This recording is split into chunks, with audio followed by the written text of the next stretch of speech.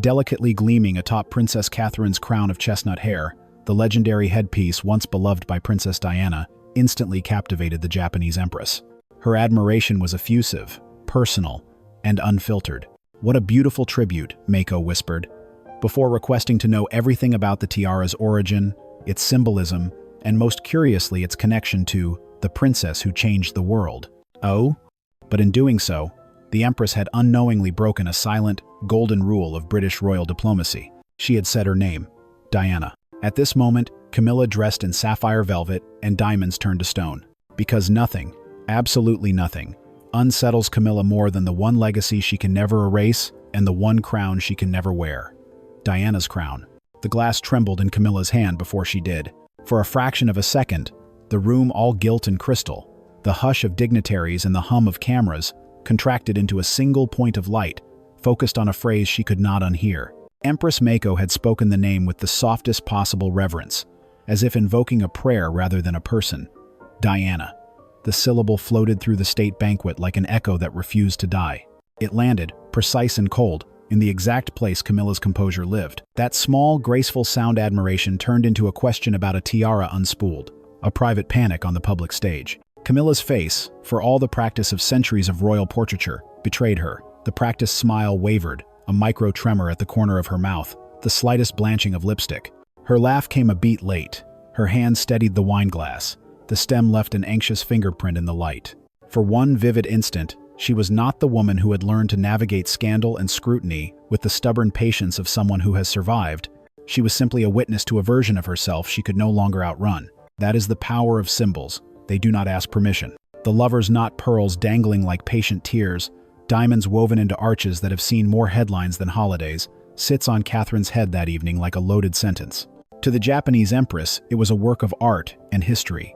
To those attuned to palace currents, it was a deliberate, almost audacious signal. And to Camilla, whose story has been inseparable from comparisons and rebuttals for decades, it was a reckoning performed in candlelight. The banquet had been scripted to the millimeter: diplomatic toasts, carefully positioned photo opportunities, a choreography of soft power. State visits function on the currency of exchange gifts, gestures, shared rituals.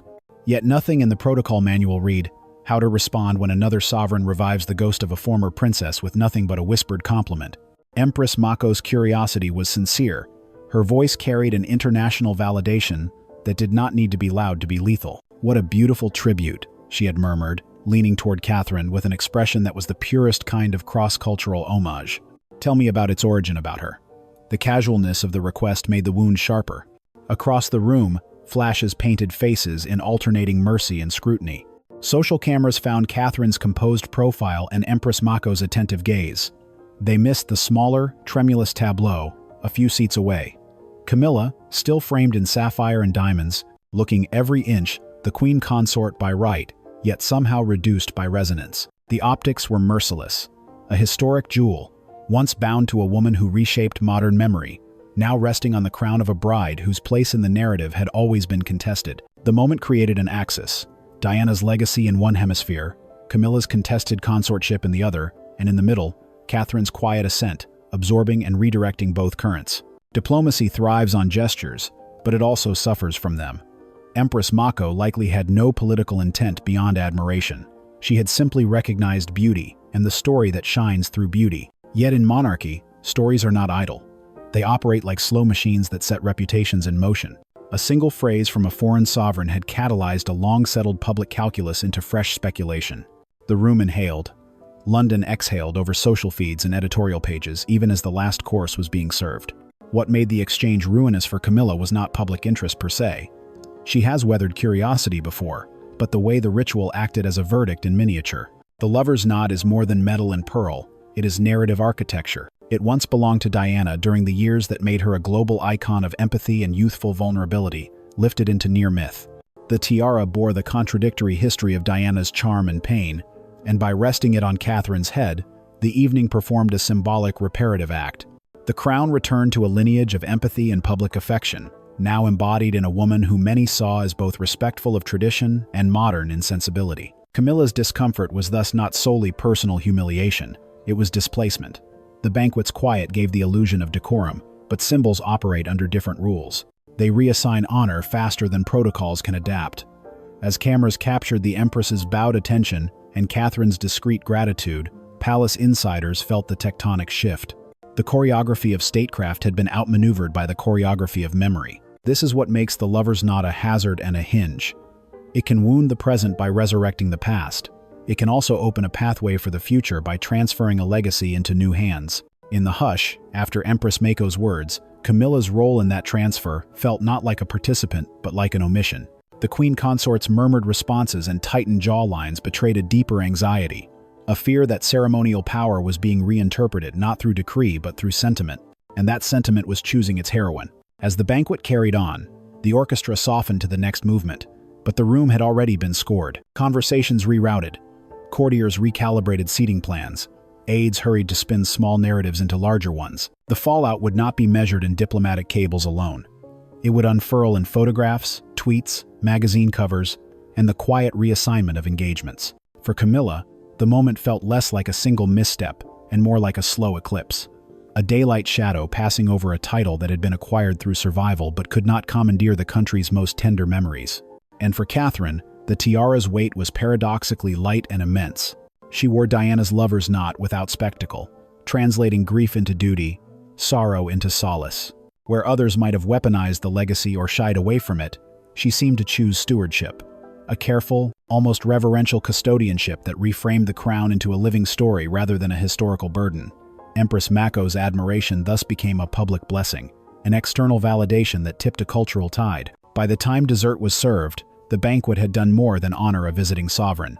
It had, in one elegant exchange, reconfigured the emotional balance of a monarchy in transition. The lover's knot had ceased to be mere ornament.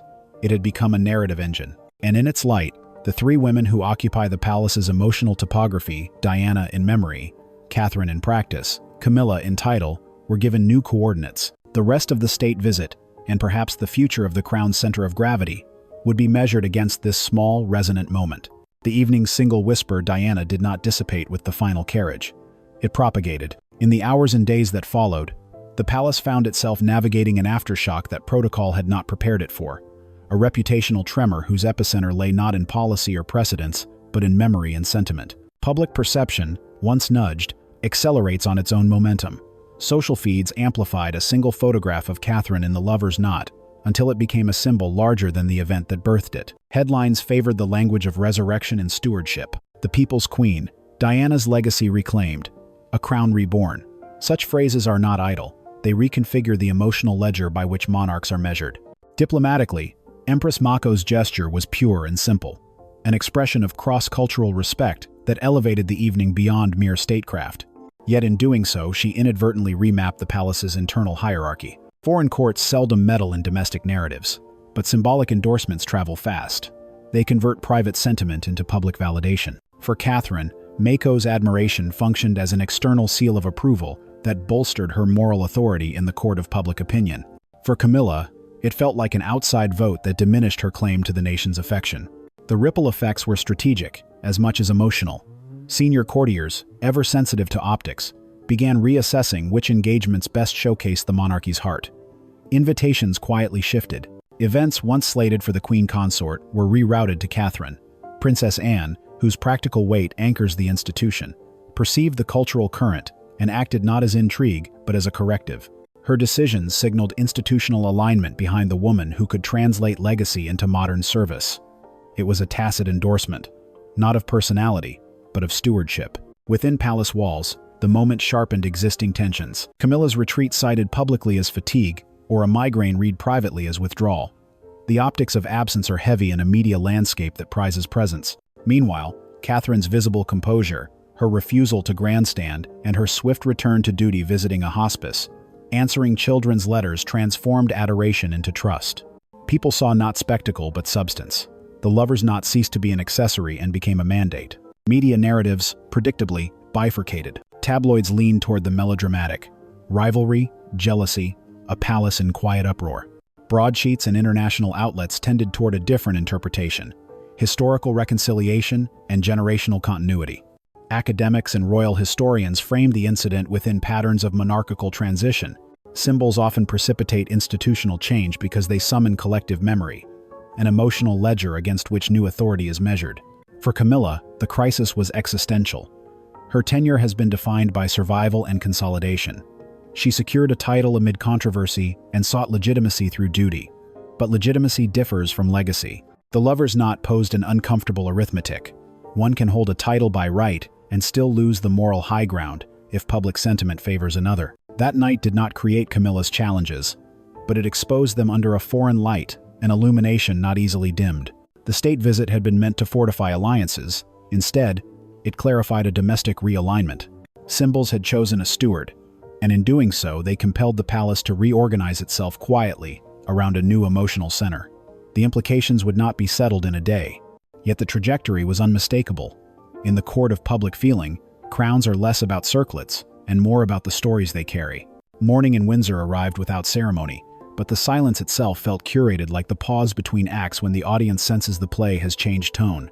Camilla rose before dawn, long before the first footman entered with the ritual tray of tea and briefing notes.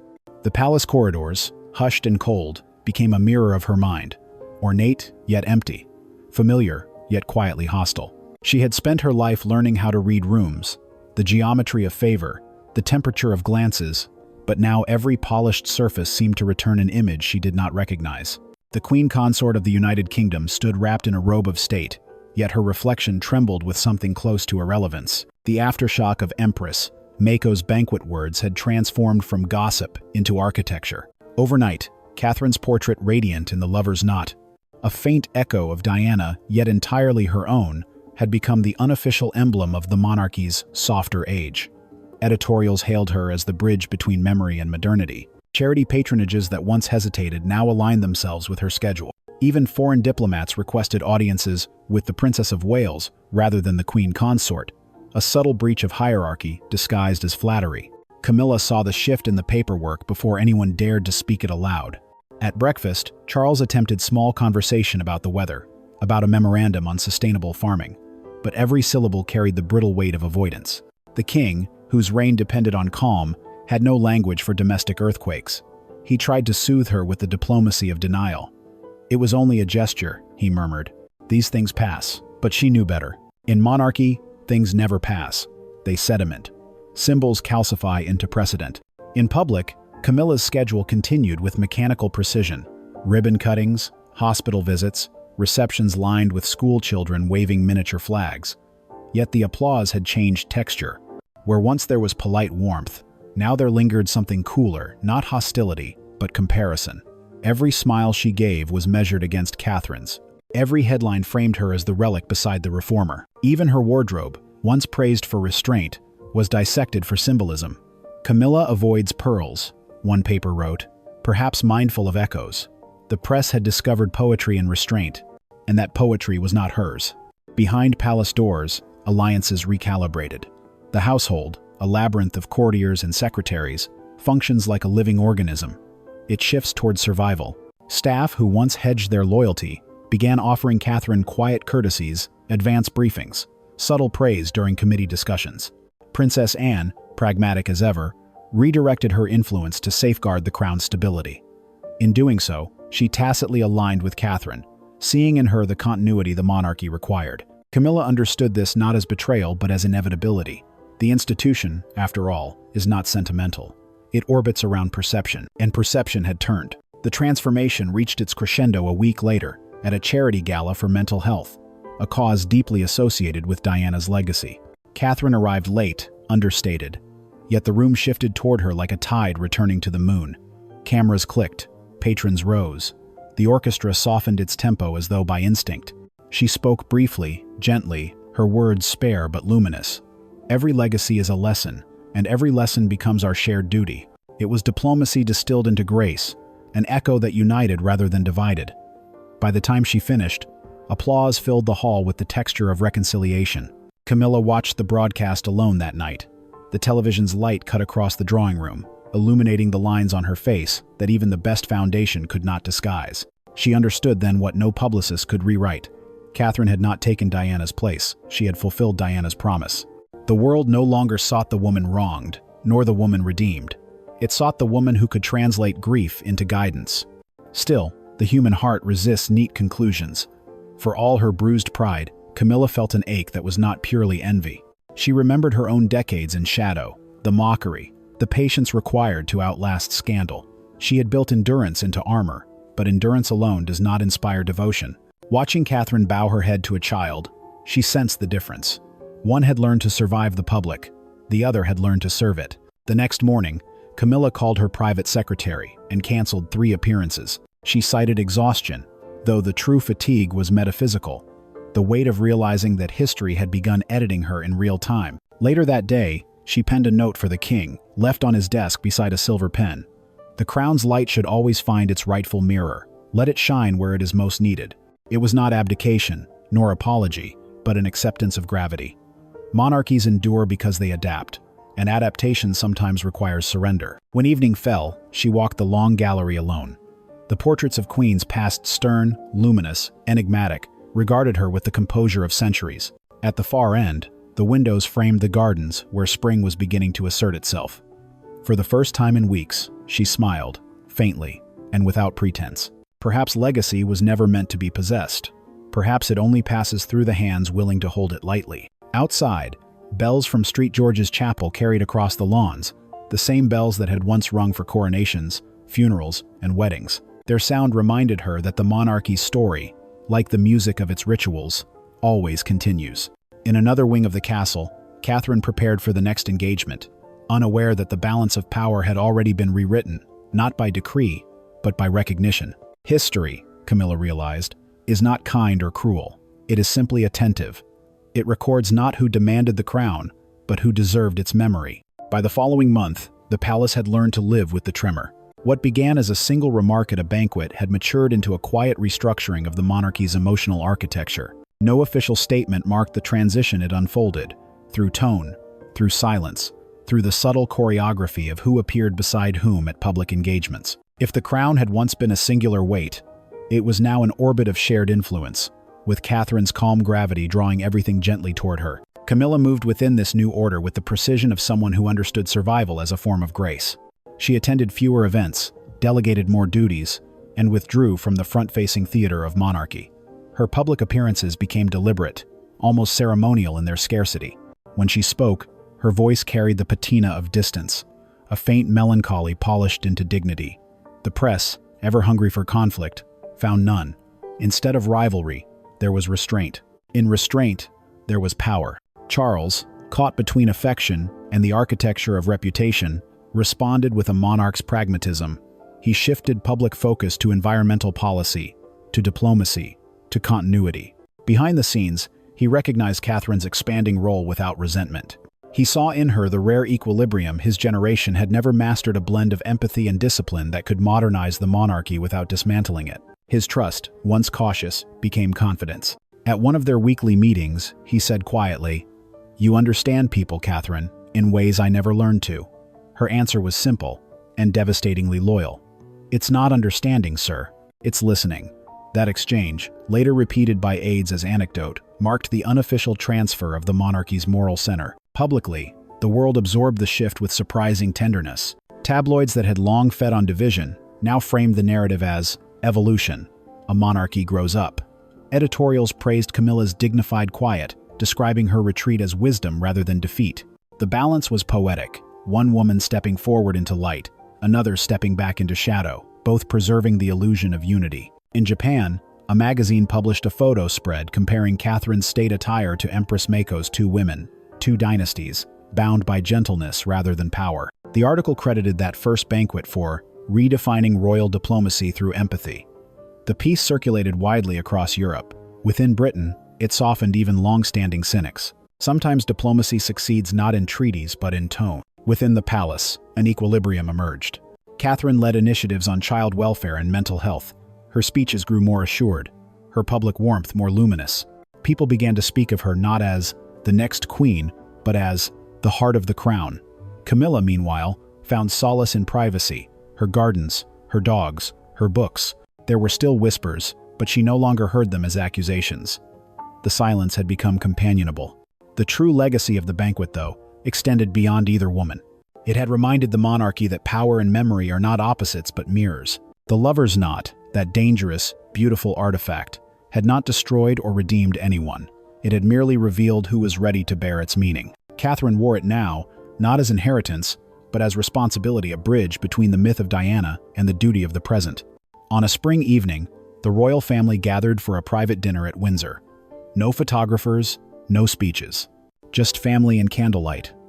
Camilla lifted her glass steady now, unshaken, and looked across the table at Catherine, who smiled, unaware of the magnitude contained in that small gesture. "To what endures," Camilla said simply. The words were both benediction and farewell. In that quiet toast lay the final truth of monarchy. Crowns may pass, legacies may shift, but dignity when chosen leaves no scars, only echoes. Spring had softened into early summer when the story, once scandal, settled into myth. The world had moved on, or at least pretended to. Yet within the palace, something subtler lingered, a new rhythm, quieter and more humane. The monarchy, long accustomed to surviving through pageantry, was learning to breathe through humility. And at its center stood Catherine, the calm fulcrum of an era that no proclamation had formally begun. Her days unfolded with the disciplined serenity of someone aware of being watched, but not performing. She worked through handwritten letters from schoolchildren, studied policy briefs with advisors, and ended most evenings walking the palace gardens with her husband.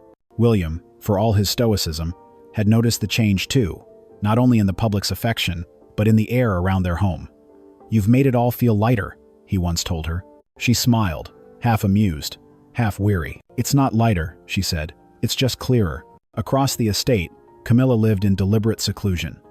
She had declined invitations to several royal events, pleading rest and discretion. The tabloids speculated endlessly, but none of their narratives captured the truth. She was neither ill nor exiled, simply reflective. In her private sitting room, she read biographies of past consorts, queens, who had been adored, despised, or forgotten, and recognized pieces of herself in each. What surprised her was the absence of bitterness.